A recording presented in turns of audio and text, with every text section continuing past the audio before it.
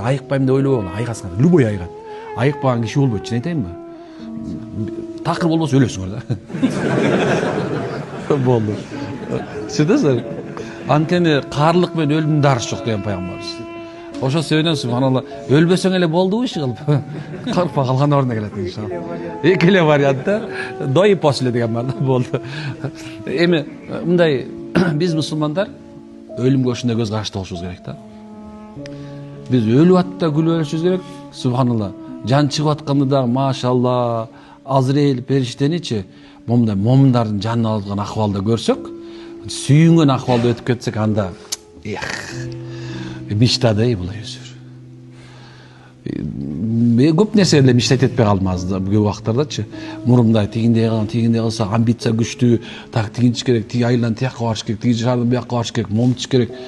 Анан карап көрсөм, баардык амбицияны өлтүрө турган бир өлүм бар экен да. Анан карасаң, дүйнө болот экен. Карасаң, дүйнөнүн деле кызыгы жок калат экен. Анан бир нерсе болуп калат экенсиң да. Апей, көрсө чын турбайбы? Бул көрсө иманды өлүш керек деген нерсе бул бекер эле сөз эмес экен да. Пайгамбарыбыз улуу сөзүн айтып коюптур да. Акылман дейт, эң чоң акылман бул ахиретине даярданган депчи. Көрсө, акылдуулар көрсө мечитте отурат экен. Акылдуулар көрсө зикир чалып отурат экен. Акылдуулар көрсө Аллахтын жолунда жүрөт экен, карасаң.